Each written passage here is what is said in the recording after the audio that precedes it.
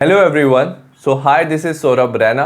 इस वीडियो में हम बात करेंगे रिप्रोडक्टिव हेल्थ चैप्टर की और हम सारे टॉपिक कवर करेंगे अकॉर्डिंग टू एनसीईआरटी। सबसे पहले according to World Health Organization, जिसे WHO भी कहते हैं, रिप्रोडक्टिव हेल्थ क्या होता है? तो इट मीन्स टोटल वेलबींग होना चाहिए, physical, mental, emotional, behaviour and social aspects of reproduction. तो हर एक एस्पेक्ट्स ऑफ रिप्रोडक्शन में वेलबींग होगा तो उसे ही रिप्रोडक्टिव हेल्थ कहते हैं। ये रिप्रोडक्टिव हेल्दी पर्सन क्या होता है? Is one who has physically and functionally normal reproductive organ. तो इसके सबसे पहले रिप्रोडक्टिव जो ऑर्गन है फिजिकली एंड फंक्शनली नॉर्मल होने चाहिए and normal behaviour and emotional interaction. तो उसकी जो इंटरेक्शन है वो क्या होनी चाहिए? नॉर्मल होनी चाहिए with other person in all sex related aspects. Government of India ने इनिशिएट किया number of programme to attain reproductive health as a social goal. सबसे पहला प्रोग्राम था फैमिली प्लानिंग, था 1951 में। उसके बाद इंप्रूव्ड प्रोग्राम भी इंट्रोड्यूस हुए, जैसे reproductive and child health care programme, जिसे RCH प्रोग्राम भी कहते हैं। और जो मेन एम था इन प्रोग्राम का वो था to create awareness among people. तो लोगों में अवेयरनेस लाना अबाउट रिप्रोडक्टिव ऑर्गन की अवेयरनेस लाना, एडोलेसेंस और associated changes related to adolescence, safe and hygienic sexual practice के बारे में, सेक्सुअली ट्रांसमिटेड डिजीज STD के बारे में like AIDS, social evil like sex abuse, sex related crimes and providing facility. तो साथ में फैसिलिटी और सपोर्ट प्रोवाइड करना for building up of reproductive healthy society. और भी इंपॉर्टेंट प्रोग्राम इंट्रोड्यूस हुए, the important programme of health care centres under which. तो health care centre के प्रोग्राम इंट्रोड्यूस हुए जहां पे लोगों को एजुकेट किया about the available birth control option के लिए, care of the pregnant mother की केयर के लिए, पोस्टनेटल केयर। तो पोस्टनेटल मीन्स बर्थ के बाद care of the child and mother, तो उनके बारे में एजुकेट किया गया। अब सहेली क्या था? एक न्यू कॉन्ट्रासेप्टिव था, ओरल कॉन्ट्रासेप्टिव फीमेल के लिए था, और ये डेवलप हुआ था सेंट्रल ड्रग रिसर्च इंस्टीट्यूट, जिसे CDRI कहते हैं। नेक्स्ट हम बात करेंगे एमनियोसेंटेसिस की। जो एमनियोटिक फ्लूइड होता है ना, वो सराउंड करता है डेवलपिंग फीटस को और उसके अंदर फीटल सेल होते हैं। तो amniotic fluid of the developing foetus is taken to analyse the foetal cell and dissolve substance. तो इसे एमनियोसेंटेसिस कहते हैं। सबसे पहले इसके जो यूजेस हैं वो है test the presence of genetic disorder. तो इससे जेनेटिक डिसऑर्डर पता किए जा सकते हैं, जैसे Down syndrome, haemophilia, sickle cell anaemia, और ये डिटरमाइन करता है सर्वाइवेबिलिटी ऑफ फीटस, कि फीटस कितनी देर सर्वाइव करेगा। बट एमनियोसेंटेसिस का मिसयूज भी हुआ to determine the sex of unborn child. तो सेक्स डिटरमाइन हुआ of unborn child using amniocentesis, mainly lead to female foeticide. मतलब जो फीमेल फीटस था उसका एबॉर्शन होने लग गया, तो इसे फीमेल फीटिसाइड कहते हैं। तो ये इसका मिसयूज है। तो इसको प्रोटेक्ट करने के लिए क्या किया गया? स्टैट्यूटरी बैन लगाया गया on amniocentesis for sex determination to legally check increasing danger of female foeticide. तो फीमेल फीटिसाइड के डेंजर से उसको प्रोटेक्ट करने के लिए उसके ऊपर स्टैट्यूटरी बैन लगाया गया amniocentesis for sex determination. Next हम बात करेंगे पॉपुलेशन एक्सप्लोजन के बारे में। Increased health facility. तो हेल्थ फैसिलिटी क्या हुई? इंप्रूव हुई along with better living condition. तो वर्ल्ड में लिविंग कंडीशन भी बेटर हुआ। सो एज ए रिजल्ट क्या हुआ? एक्सप्लोसिव इंपैक्ट हुआ ग्रोथ ऑफ पॉपुलेशन में। इसे पॉपुलेशन एक्सप्लोजन कहते हैं। अगर हम बात करें पॉपुलेशन ऑफ द वर्ल्ड, 1990 में था 2 बिलियन, 2000 में 6 बिलियन हो गया और 2011 में 7.2 बिलियन हुआ। वेरास इंडिया की पॉपुलेशन इंडिपेंडेंस के टाइम पे 1947 में 350 मिलियन था, 2000 में 1 बिलियन हुआ और 2011 में 1.2 बिलियन। तो सडनली क्या हुआ? इंक्रीज हुआ पॉपुलेशन में। पॉसिबल रीजन है, सबसे पहले हेल्थ फैसिलिटी, जिससे बेटर लिविंग कंडीशन हुआ। उससे क्या हुआ? डिक्लाइन हुआ डेथ रेट में, क्योंकि हेल्थ फैसिलिटी इंप्रूव हो गई। मैटरनल मोर्टेलिटी रेट, प्रेगनेंसी पे के टाइम पे मदर का जो डेथ रेट है वो डिक्रीज हुआ, जिसे MMR मैटरनल मोर्टेलिटी रेट कहते हैं।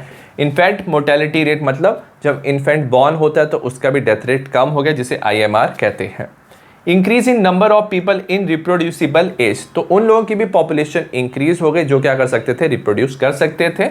According to 2011 census report, the world growth rate was less than 2%। तो वर्ल्ड का जो ग्रोथ रेट आया लेस देन 2%, जो काफ़ी ज़्यादा हाई था। और 2% का मतलब क्या होता है? कि for every 1000 people 20 people add होंगे per year in the world. Next हम बात करेंगे control measures to check population growth rate. तो कौन से मेजर्स लिए गए ताकि पॉपुलेशन को कंट्रोल किया जाए। सबसे पहले स्मॉलर फैमिलीज को मोटिवेट किया गया for using contraceptive. Aware people about slogan, लोगों को अवेयर किया गया स्लोगन से। स्लोगन था हम दो हमारे दो, मतलब मैक्सिमम सिर्फ 2 ही बच्चे हैं लोगों के। Many young and working couple, काफ़ी जो यंग और वर्किंग मतलब जो काम करने वाले कपल थे, उन्होंने अडॉप्टेड किया 1 चाइल्ड नॉर्म, मतलब सिर्फ उनका एक ही चाइल्ड था। Statutory raising of marriageable age, marriageable age को रेज करना, फीमेल के केस में 18 ईयर्स, मेल के केस में 21 years. Incentive given to couple with smaller families, और इंसेंटिव दिए गए जिन कपल की स्मॉलर फैमिलीज थी। नेक्स्ट हम बात करेंगे कॉन्ट्रासेप्टिव मेथड के बारे में। Features of an ideal contraceptive, तो आइडियल कॉन्ट्रासेप्टिव के क्या फीचर्स होने चाहिए। सबसे पहले ना वो यूजर फ्रेंडली होना चाहिए, इजीली अवेलेबल, तो मार्केट में इजीली अवेलेबल होना चाहिए। इफेक्टिव मतलब प्रेगनेंसी को स्टॉप कर पाए। रिवर्सिबल तो मतलब क्या कि अगर फीमेल इसका यूज करना छोड़ दे और वो चाहे कि वो प्रेग्नेंट होना चाहती है तो वो हो सके। नो और लीस्ट साइड इफेक्ट, तो साइड इफेक्ट इसका कम होना चाहिए। It should not interfere with the sexual drive, desire and sexual act of the user, तो ये इंटरफेयर ना करे सेक्सुअल ड्राइव के साथ, डिजायर और sexual act of the user के साथ। डिफरेंट टाइप्स है कॉन्ट्रासेप्टिव मेथड के। सबसे पहले है नेचुरल मेथड। एक word on the principle of avoiding chance of ovum and sperm meeting, तो इसमें अवॉइड करते हैं कि स्पर्म और ओवम मीट ना करें। इसके फीचर्स क्या है? It do not require any device और मेडिसिन, तो इसमें कोई डिवाइस और मेडिसिन की रिक्वायरमेंट नहीं होती है। अब इसमें जो फेलियर रेट है काफी ज्यादा क्या होता है, हाई होता है, और साइड इफेक्ट क्या होता है, ऑलमोस्ट निल होता है, मतलब 0। नेचुरल मेथड में सबसे पहले है periodic abstinence. In this method, इस मेथड में क्या होता है, जो कपल है वो अवॉइड करते हैं और एब्सटेन करते हैं from coitus from day 10 to 17 of menstrual cycle when ovulation could be expected. तो मेंस्ट्रुअल साइकिल का जो 10 to 17 डे होता है ना, इसमें क्या होता है, ओव्यूलेशन होता है, तो कपल क्या करते हैं इस पीरियड में अवॉइड करते हैं कॉइटस और इंटरकोर्स। तो जो चांस ऑफ फर्टिलाइजेशन है ना वो काफ़ी हाई होता है during this period 10 to 17 days, तो इसे फर्टाइल पीरियड भी कहते हैं। तो इसमें अवॉइड करना इंटरकोर्स को और कॉइटस को पीरियोडिक एब्स्टिनेंस कहते हैं। सेकंड है विड्रॉल और कॉइटस इंटरप्ट्स। इसमें क्या होता है, in this method male partner withdraw his penis from the vagina, तो मेल पार्टनर ना विड्रॉ कर लेता है penis from the vagina just before ejaculation, ejaculation से जस्ट बिफोर, ताकि ये अवॉइड कर पाए इंसेमिनेशन। नेक्स्ट क्या होता है, lactational amenorrhoea, absence of menstruation method. Ovulation and cycle does not occur during the period of intense lactation following parturition. Child birth के बाद याद रखना लैक्टेशन होता है इंटेंस, और इस टाइम पे ओव्यूलेशन और साइकिल डज नॉट अकर, ये नहीं होता है। As long as the mother breast feed the child fully, जब तक ना मदर ना ब्रेस्ट फीड करती है चाइल्ड को, जो चांस होता है कंसेप्शन का और प्रेगनेंसी का ऑलमोस्ट क्या होता है, 0 और निल होता है। और ये जो मेथड है ना लैक्टेशनल एमेनोरिया, ये इफेक्टिव होता है up to 6 months following parturition, तो चाइल्ड बर्थ के बाद 6 महीने तक ये जो है इफेक्टिव रहता है। नेक्स्ट हम बात करेंगे बैरियर मेथड की। Ovum and sperm are prevented from physically meeting, ovum और स्पर्म को ना फिजिकली मीट करने से प्रिवेंट किया जाएगा with the help of barrier, उसे बैरियर मेथड कहते हैं। इसमें सबसे पहले है condom. These barrier are made up of thin rubber and latex sheath, तो लेटेक्स या रबर की शीथ से बना होता है condom. It is used to cover the penis in the mail, तो मेल में तो पेनिस कवर करता है, और vagina and cervix in the female, तो वेजाइना और सर्विक्स कवर करता है फीमेल में। It prevent the entry of ejaculated semen into the female reproductive track, तो ये ना क्या करता है, प्रिवेंट करता है सीमन की एंट्री, क्योंकि क्या होता है जो सीमन होता है ना वो कॉन्डम में चला जाता है, तो उसकी एंट्री प्रिवेंट होती है फीमेल रिप्रोडक्टिव ट्रैक में। और निरोध एक पॉपुलर ब्रांड ऑफ कॉन्डम है मेल के लिए इन इंडिया। एडवांटेज की बात करेंगे, both male and female condom are disposable, तो ये क्या होते हैं, इजिली इसको डिस्पोज कर सकते हैं, इसे सेल्फ इंसर्ट कर सकते हैं, ठीक है। Give privacy to the user, तो ये प्राइवेसी देता है यूजर को। Also protect user from contracting STIs and AIDS, तो ये यूजर को प्रोटेक्ट करता है STIs means sexually transmitted infection से, साथ में डिजीज लाइक एड्स से। बैरियर मेथड में सेकंड है diaphragm, cervical cap and vaults. They are made up of rubber, तो रबर के बने होते हैं और इंसर्ट करते हैं इसे female reproductive tract to cover cervix, तो सर्विक्स को कवर करते हैं in female reproductive tract during coitus mean sexual intercourse. They prevent conception, तो ये प्रिवेंट करते हैं conception by blocking the entry of sperm, तो स्पर्म की एंट्री ब्लॉक करते हैं थ्रू सर्विक्स, क्योंकि ये क्या करते हैं सर्विक्स को कवर करते हैं, ये रीयूजेबल होते हैं। अब इनके साथ क्या यूज़ किया जाता है, spermicidal cream, jellies and foam are also use along with barrier. तो इनके साथ ये तीनों चीज़ें भी क्या कर सकते हैं, यूज़ कर सकते हैं, और ये इंक्रीज करते हैं देयर कॉन्ट्रासेप्टिव एफिशिएंसी, तो इसको ज़्यादा एफिशिएंट बनाते हैं। नेक्स्ट हम बात करेंगे इंट्रा यूट्राइन डिवाइसेस की, जो आईयूडीज भी कहते हैं। ये जो डिवाइस है ना, इंसर्ट करता है डॉक्टर या एक्सपर्ट नर्स इंसर्ट करता है, यूट्रस में करता है थ्रू वेजाइना। 3 तरह के होते हैं। सबसे पहले नॉन मेडिकेटेड, मेडिकेटेड मीन्स कि इसमें कोई मेडिसिन नहीं लगा होता है, एग्जाम्पल है लिपस लूप। सेकेंड है कॉपर रिलीजिंग आयोडीज, तो इसमें कॉपर आयंस होते हैं। जो कॉपर आयंस होते हैं ना, वो रिलीज होते हैं आयोडीज से, और वो सप्रेस करते हैं स्पर्म की मोटिलिटी, मतलब उसकी मूवमेंट, और फर्टिलाइजेशन कैपेसिटी स्पर्म का सप्रेस करते हैं। Example CUT, CU7, Multiload 375। Next है हार्मोन रिलीजिंग आयोडीज, जिसमें क्या होता है, हार्मोन्स होते हैं, they make the uterus unsuitable for implantation. तो यूट्रस को ना अनसुटेबल करता है इम्प्लांटेशन के लिए, मतलब जो जाइगोट है वो यूट्रस पे अटैच नहीं कर पाता है। ठीक है। The cervix hostile to the sperm, जो सर्विक्स है ना, उसका म्यूकस क्या हो जाता है, थिक हो जाता है, स्पर्म एंट्री नहीं कर पाता, तो वो होस्टाइल हो जाता है। एग्जाम्पल है प्रोजेस्टोसर्ट एंड LNG-20। अगर आईओडीज की बात किया जाए, ये आइडियल कॉन्ट्रासेप्टिव है फीमेल के लिए जो चाहते हैं delay in pregnancy and space करना चाहते हैं चिल्ड्रन को, और ये मोस्ट वाइडली एक्सेप्टेड क्या है, मेथड है कॉन्ट्रासेप्शन इन इंडिया। नेक्स्ट हम बात करेंगे ओरल कॉन्ट्रासेप्टिव की, ये फीमेल लेते हैं। इसमें ओरल एडमिनिस्ट्रेशन होता है और स्मॉल डोज लिया जाता है। आइदर प्रोजेस्ट्रोजन क्या होता है, आर्टिफिशियल प्रोजेस्ट्रॉन होता है, और प्रोजेस्ट्रोजन एस्ट्रोजन कॉम्बिनेशन, इसे ओरल कॉन्ट्रासेप्टिव कहते हैं। नॉर्मली इसे टैबलेट की फॉर्म में लिया जाता है, तो इसे हम पिल्स भी कहते हैं। और पिल्स जो है ना, they are taken daily for 21 days, और इसे स्टार्ट नॉर्मली करते हैं first 5 days of menstrual cycle, और 7 दिन का ना 21 डेज के बाद 7 डेज का गैप देते हैं, और 7 डेज में क्या होता है, menstruation occur. It has to be repeated in the same pattern, तो इसे सेम पैटर्न में रिपीट करते हैं। 21 डेज तक पिल्स लेते हैं, 7 डेज का गैप देते हैं, till female desire to prevent conception. अगर फीमेल प्रेगनेंसी चाहती है तो इसको लेना वो स्टॉप कर सकती है। मोड ऑफ एक्शन क्या है, इट इनहिबिट ओव्यूलेशन, तो एग का रिलीज करना क्या है, वो स्टॉप हो सकता है। इनहिबिट इम्प्लांटेशन, मतलब जाइगोट जो है वो यूट्रस पे इम्प्लांट नहीं हो पाता है। ये ऑल्टर कर सकता है quality of cervix mucus, cervix में जो म्यूकस है उसकी क्वालिटी ऑल्टर कर सकता है, तो स्पर्म एंटर नहीं कर पाता। जो पिल्स होते हैं ना, इसके लेस साइड इफेक्ट होते हैं। काफ़ी इंपॉर्टेंट ओरल कॉन्ट्रासेप्टिव है जिसे सहेली कहते हैं। ये नॉन स्टेरॉइडल प्रिपरेशन है, तो इसमें जो मेडिसिन यूज़ किए जाते हैं, केमिकल्स यूज़ किए जाते हैं, वो नॉन स्टेरॉइडल होते हैं। It has very few side effect, तो इसका काफ़ी लेस साइड इफेक्ट है और काफ़ी ज़्यादा इसकी कॉन्ट्रासेप्टिव वैल्यू है। नेक्स्ट हम बात करेंगे इंजेक्शन एंड इम्प्लांट्स की, जो प्रोजेस्ट्रोजन एलोन और कॉम्बिनेशन विद एस्ट्रोजन, या तो प्रोजेस्ट्रोजन लेते हैं या कॉम्बिनेशन लेते हैं इसका एस्ट्रोजन के साथ, आर यूज्ड बाय फीमेल, तो फीमेल यूज करते हैं एज इंजेक्शन, और इम्प्लांट अंडर द स्किन, तो स्किन के अंडर इम्प्लांट लगा सकते हैं। Their mode of action is similar to pills, तो जैसे पिल्स काम करते हैं वैसे ही ये काम करता है, और इनका जो इफेक्टिव पीरियड होता है वो मच लॉन्गर होता है। 6th है इमरजेंसी कॉन्ट्रासेप्टिव। इसमें क्या करते हैं, एडमिनिस्ट्रेशन ऑफ प्रोजेस्ट्रोजन और प्रोजेस्ट्रोजन एस्ट्रोजन कॉम्बिनेशन, या तो प्रोजेस्ट्रोजन और प्रोजेस्ट्रोजन एस्ट्रोजन कॉम्बिनेशन की पिल लेते हैं और आईओडी लगा सकते हैं। Within 72 hours of coitus have been found to be very effective, तो ये जो करेंगे 72 आवर्स के अंदर करना है और ये काफ़ी इफेक्टिव है, तो इसे इमरजेंसी कॉन्ट्रासेप्टिव कहते हैं। They could be use to avoid possible, तो ना पॉसिबल प्रेगनेंसी को ये अवॉइड करने में हेल्प करता है, which is due to rape और कैजुअल अनप्रोटेक्टेड इंटरकोर्स की वजह से। नेक्स्ट हम बात करेंगे सर्जिकल मेथड की, इसे स्टरलाइजेशन भी कहते हैं, और ये एक टर्मिनल मेथड है, मतलब इसके बाद कोई भी प्रेगनेंसी हो नहीं सकती। सर्जिकल इंटरवेंशन करते हैं, मतलब सर्जरी से इंटरवेंशन करते हैं, और ये ब्लॉक करता है गैमीट ट्रांसपोर्ट को और प्रिवेंट करता है कंसेप्शन।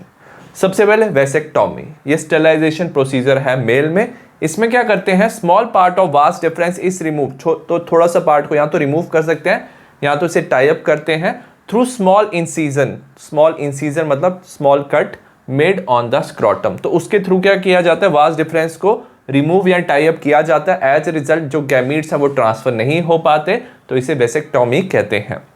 ट्यूबेक्टॉमी क्या होता है, स्टरलाइजेशन प्रोसीजर इन फीमेल, तो ये फीमेल में होता है। And in this method small part of fallopian tube is remove, तो फेलोपियन ट्यूब का छोटा सा पार्ट रिमूव किया जाता है या टाई किया जाता है अब थ्रू स्मॉल इंसिजन, तो इसमें इंसिजन किया जाता है थ्रू एब्डोमेन और वेजाइना, तो कहीं एक जगह से इंसिजन किया जाता है तो इसमें भी ब्लॉक हो जाती है एंट्री ऑफ ओवम।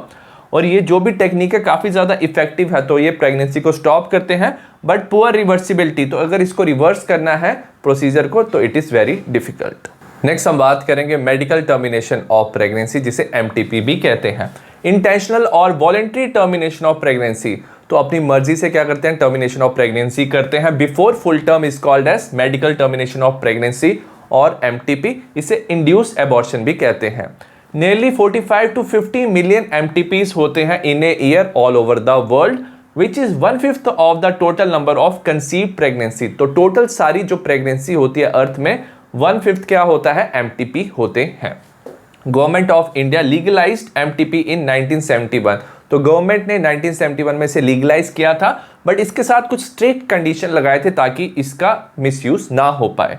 वो स्ट्रिक्ट कंडीशन इसलिए लगाए ताकि इलीगल फीमेल फीटिसाइड को कंट्रोल किया जाए और इसको चेक रखा जाए। इंपॉर्टेंस ऑफ एमटीपी की बात करेंगे, अवॉइड अनवांटेड प्रेगनेंसी, तो इससे अवॉइड कर सकते हैं unwanted pregnancy due to casual intercourse और failure of contraceptive during coitus, तो इंटरकोर्स के टाइम पे अगर कॉन्ट्रासेप्टिव काम ना किया जाए तो उसके लिए भी एमटीपी कर सकते हैं। Essential in case continuation of pregnancy could be harm, तो अगर कॉन्टिन्यूएशन ऑफ प्रेगनेंसी हार्म करे मदर को, फीटस या दोनों को, तो उसके लिए भी एमटीपी कर सकते हैं। MTP are consider safe during first trimester, तो फर्स्ट ट्राइमेस्टर पे एमटीपी सेफ होते हैं।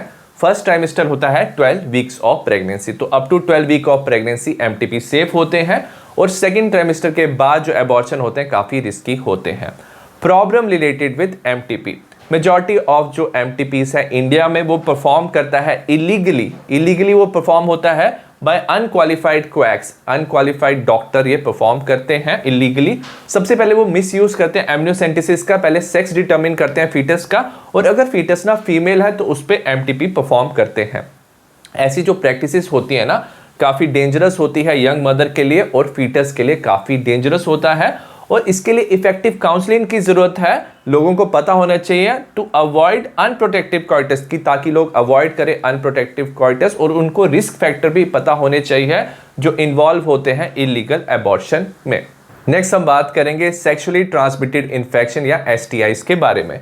डिजीज और infection which are transmitted through sexual intercourse, disease जो इन्फेक्शन है ट्रांसमिट होते हैं सेक्सुअल इंटरकोर्स से, उसे sexually transmitted infection, venereal disease और रिप्रोडक्टिव ट्रैक इन्फेक्शंस आरटीआईज भी कहते हैं। एग्जाम्पल की बात करेंगे, gonorrhoea, syphilis genital herpes, chlamydiasis genital wart, trichomoniasis, hepatitis B, HIV से एड्स होता है। हेपेटाइटिस बी और एचआईवी की बात करें ना, ये ट्रांसमिट होते हैं by sharing of needles and surgical instrument, इनकी शेयरिंग से ट्रांसमिट हो सकते हैं। ट्रांसफ्यूजन ऑफ ब्लड से ट्रांसमिट हो सकते हैं, और अगर मदर इन्फेक्टेड है तो फीटस में भी ये ट्रांसफर हो सकता है। Except hepatitis B, genital herpes and HIV infection, जो बाकी डिजीज है ना वो क्यूरेबल है, और अगर वो डिटेक्ट होते हैं अर्ली स्टेजेस में तो उसका ट्रीटमेंट प्रॉपरली हो सकता है। अगर अर्ली सिम्टम्स ऑफ एसटीआईज की बात किया जाए तो जेनिटल रीजन में ना itching, fluid discharge, slight pain और स्वेलिंग हो सकता है। इन्फेक्टिव फीमेल जो है ना वो एसिम्टोमेटिक हो सकती है। लेटर कॉम्प्लिकेशन ज़्यादा हो सकती हैं, पेल्विक इन्फ्लेमेटरी डिजीज हो सकती है। एक्टोपिक प्रेगनेंसी मीन्स जो चाइल्ड बॉर्न होगा वो एबनॉर्मल होगा। Cancer of the reproductive tract हो सकता है। स्टिल बर्थ मतलब फीटस की डेथ हो सकती है। Infertility and abortion. All people are vulnerable, मतलब सब लोगों को ये हो सकता है, बट चांसेस ज़्यादा हाई होते हैं 15 to 24 ईयर्स ऑफ एज। और इसकी प्रिवेंशन कैसे कर सकते हैं? Avoid sex with unknown partner, तो अननोन पार्टनर से सेक्स अवॉइड करें और मल्टीपल पार्टनर नहीं होने चाहिए। यूज़ कॉन्डम ड्यूरिंग कॉर्टस, तो कॉन्डम का यूज़ करें। इन केस ऑफ डाउट, अगर डाउट है तो क्वालिफाइड डॉक्टर के पास जाएं for early detection and treatment. Next हम बात करेंगे इनफर्टिलिटी की। It is the inability to produce children in spite of unprotected sex. Unprotected sex के बाद भी चिल्ड्रन जब प्रोड्यूस नहीं होते तो उसे इनफर्टिलिटी कहते हैं। पॉसिबल रीज़न हो सकता है फिजिकल, हो सकता है ड्रग की वजह से, हो सकता है साइकोलॉजिकल, हो सकता है congenital means by birth, immunological immune system की वजह से या डिजीज़ की वजह से। The couple could be assisted to have children, तो कपल को असिस्ट कर सकते हैं चिल्ड्रन के लिए।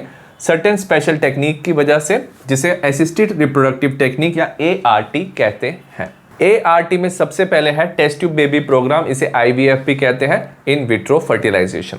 इसमें फर्टिलाइजेशन होता है मेल एंड फीमेल गैमिट का, but it happens outside body of female in similar condition. तो कंडीशन सिमिलर रखते हैं तो इसे IVF कहते हैं। ओवा फ्रॉम द वाइफ और डोनर फीमेल, तो ओवा वाइफ या डोनर फीमेल से लिया जाता है और स्पर्म लिया जाता है हस्बैंड और डोनर मेल से। इसे कलेक्ट किया जाता है and they are induced to form zygote, तो इन दोनों को कंबाइन करके जाइगोट बनाते हैं under stimulated condition in labs.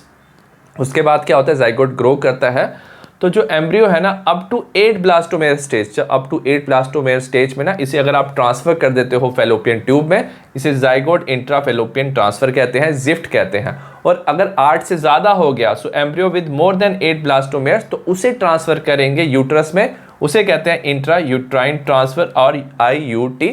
तो जैसे ही आप कोई भी दोनों में से एक ट्रांसफर कर सकते हो, उसके बाद क्या होता है, एम्ब्रियो ना डेवलपमेंट शो करता है और बाद में इम्प्लांटेशन हो जाती है। सेकेंड है इंट्रासाइटोप्लाज्मिक स्पर्म इंजेक्शन, जिसे ICSI भी कहते हैं। A laboratory procedure in which a single sperm, तो एक लेबोरेटरी प्रोसीजर है जहां पे एक सिंगल स्पर्म लिया जाता है फ्रॉम मेल पार्टनर और उसे इंजेक्ट किया जाता है डायरेक्टली इनटू एन एग, और एग लिया जाता है फीमेल पार्टनर से।